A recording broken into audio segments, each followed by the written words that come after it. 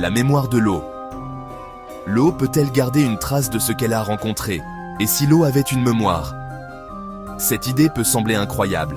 Pourtant, depuis plusieurs décennies, la question intrigue scientifiques, chercheurs et passionne de phénomènes inexpliqués. L'eau est partout autour de nous. Elle compose une grande partie de notre organisme, recouvre une immense partie de la surface de notre planète et joue un rôle essentiel dans pratiquement tous les mécanismes du vivant. Mais une question fascinante se pose. L'eau pourrait-elle conserver une trace de substance, d'information ou d'influence qu'elle aurait rencontrées auparavant? C'est ce que l'on appelle, communément, la mémoire de l'eau. Le concept est notamment devenu célèbre dans les années 1980, avec les travaux du médecin et immunologiste français Jacques Benveniste. En 1988, une étude publiée dans la revue scientifique Nature rapportait des expériences affirmant que des solutions extrêmement diluées pouvaient encore produire des effets biologiques, alors même qu'il ne restait théoriquement plus de molécules de la substance initiale. L'idée était révolutionnaire, mais elle allait également provoquer une immense controverse scientifique. Des tentatives de reproduction indépendantes n'ont pas confirmé de manière robuste les résultats initiaux, et les conclusions de Benveniste sont restées très contestées. Alors, faut-il définitivement oublier cette idée?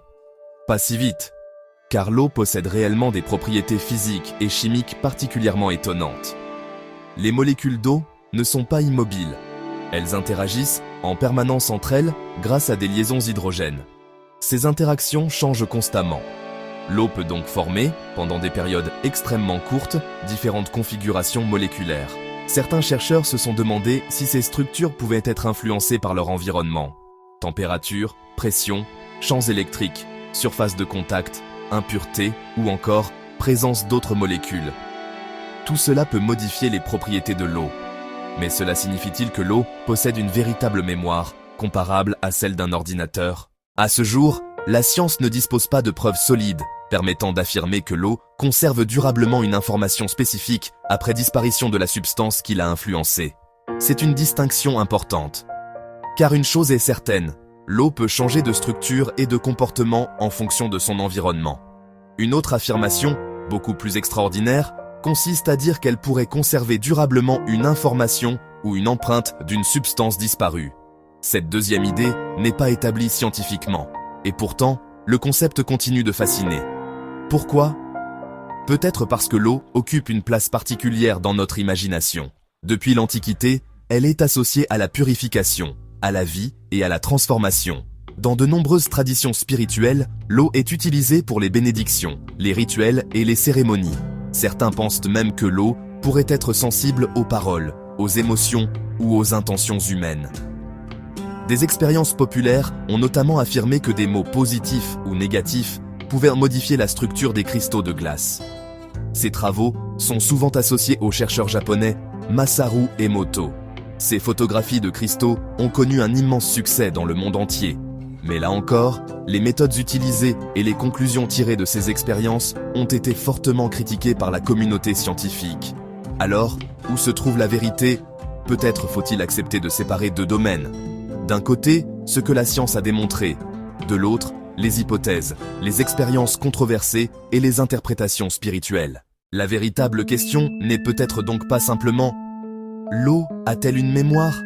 mais plutôt « Jusqu'où pouvons-nous comprendre les propriétés extraordinaires de l'eau ?» Car même sans parler de mémoire au sens classique, l'eau reste un matériau exceptionnel. Elle possède des propriétés qui ont permis l'apparition et le développement de la vie telle que nous la connaissons. Elle transporte des substances dans notre organisme. Elle participe aux réactions chimiques essentielles à notre survie.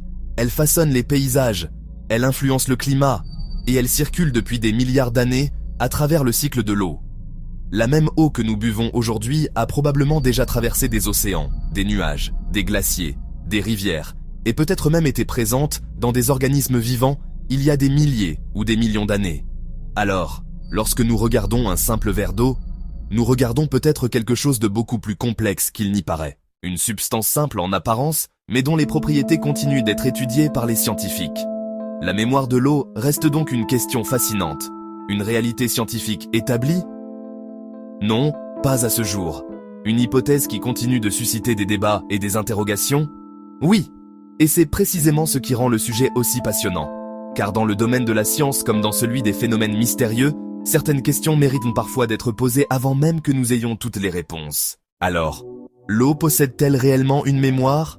À vous de vous faire votre propre opinion. Si vous avez aimé cette vidéo, pensez à vous abonner à UFO TV 51 et à activer la cloche pour ne manquer aucune nouvelle publication. Sur UFO TV 51, nous explorons ensemble l'ufologie, le paranormal, les phénomènes inexpliqués, la spiritualité et les grandes questions qui entourent notre monde. N'hésitez pas également à laisser votre avis dans les commentaires. Pensez-vous que l'eau puisse conserver une forme d'information ? Merci à toutes et à tous pour votre soutien.